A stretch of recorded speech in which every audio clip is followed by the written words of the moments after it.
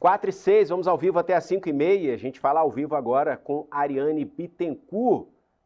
Ariane Bittencourt dividindo tela comigo aqui no Poder Expresso, trazendo atualizações direto do Salão Verde da Câmara dos Deputados sobre os ânimos ali, as movimentações em torno da anistia, ou do PL da anistia. Ariane, seja bem-vinda, muito boa tarde. Quero saber de você como é que está aí a articulação, quero que você traga atualizações para a gente, por favor.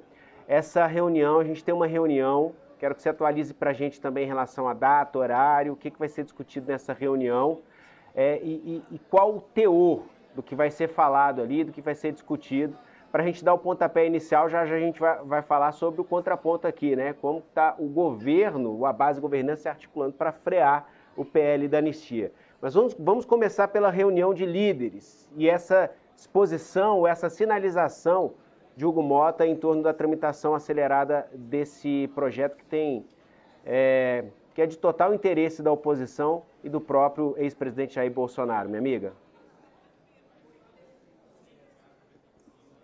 Oi, Jesus, boa tarde a você também, a todo mundo que está nos acompanhando.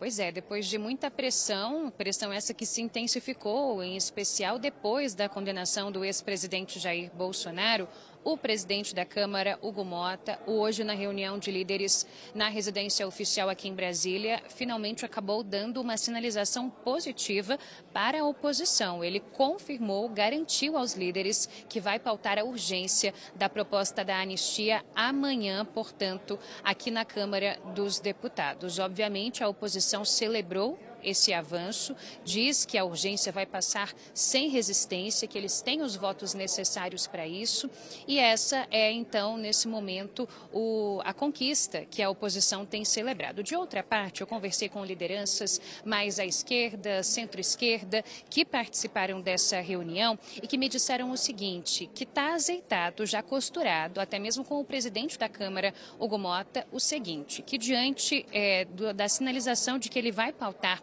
o texto da anistia, que agora a expectativa é que essa urgência seja derrotada aqui na Câmara, não só com os votos não, mas também com as ausências. E aí, a partir dessa possível, eventual, suposta derrota da urgência da anistia, aí sim seria colocada adiante aquela outra proposta de uma anistia chamada light, né? Uma proposta alternativa àquela ampla, geral e restrita que tem sido muito defendida pela oposição para que consiga, inclusive, abarcar o ex-presidente Jair Bolsonaro, inclusive colocando aí para ele uma possibilidade de elegibilidade novamente. Seria um caminho possível para que Bolsonaro pudesse, inclusive, concorrer nas eleições do ano que vem. Então, de um lado, a gente tem a oposição celebrando essa garantia dada hoje pelo presidente da Câmara, Hugo Motta, e de outro, deputados da base do governo dizendo que esperam que vão conseguir derrotar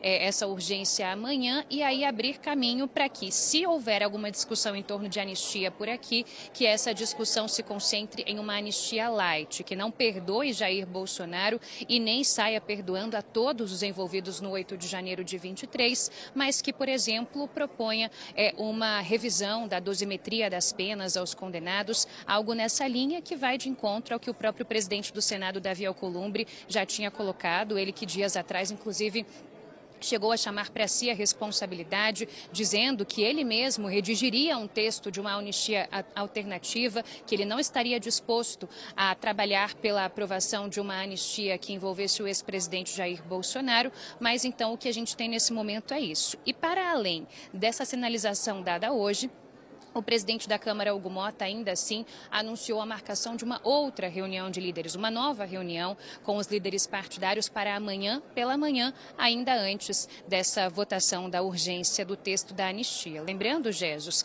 que circularam nas últimas semanas aqui pela Câmara pelo menos 3 minutas de projetos de lei da anistia, todos eles aí transitando por esses benefícios a Jair Bolsonaro, por essa proposta de uma anistia de fato ampla, geral. E agora a oposição diz estar trabalhando em um texto unificado, mas que está concentrada na aprovação da urgência. E o que a base governista diz a respeito? Qual a movimentação que está sendo feita? Qual o papel da ministra das Relações Institucionais, Gleisi Hoffmann, dentro desse xadrez?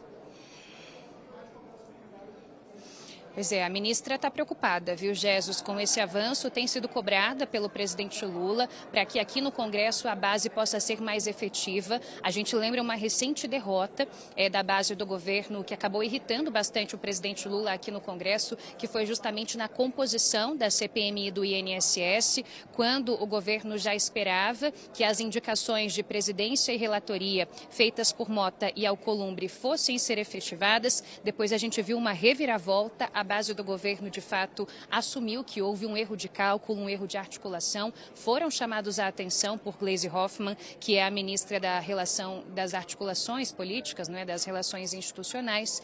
E aí, ontem, Gleisi Hoffmann já esteve reunida com lideranças da base do governo, justamente pedindo esse trabalho aguerrido, articulado, para evitar o avanço da anistia. E aí, hoje, nesta tarde, Gleisi Hoffmann reúne ministros, em especial ministros do Centrão, ministros que têm mandato para mais uma vez cobrar deles ajuda no que diz respeito à anistia. Então, o governo tem tentado se articular, essa campanha encabeçada pela ministra Gleisi Hoffmann, cobrando não só da base, mas também do Centrão e dos ministros, que são de partidos do Centrão, que eles possam se articular para evitar o avanço dessa proposta. A gente sabe que o que se diz e o que se entende é que mesmo que esse texto venha eventualmente a passar na Câmara, que deve haver mais resistência no Senado, até mesmo pela posição pública já verbalizada pelo presidente Davi Alcolumbre, e que se passasse no Senado, o presidente Lula já sinalizou que vetaria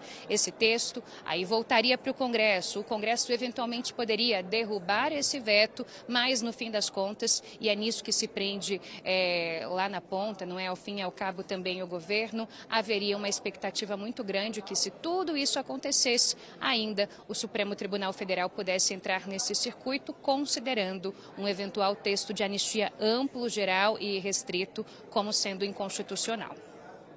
Ariane Bittencourt participando do Poder Expresso ao vivo, falando direto da Câmara dos Deputados. Minha amiga, sempre bem-vinda por aqui. Obrigado pela sua presença aqui no SBT News. Um ótimo trabalho. Obrigada, Jesus. Bom trabalho para você. Boa tarde a todos.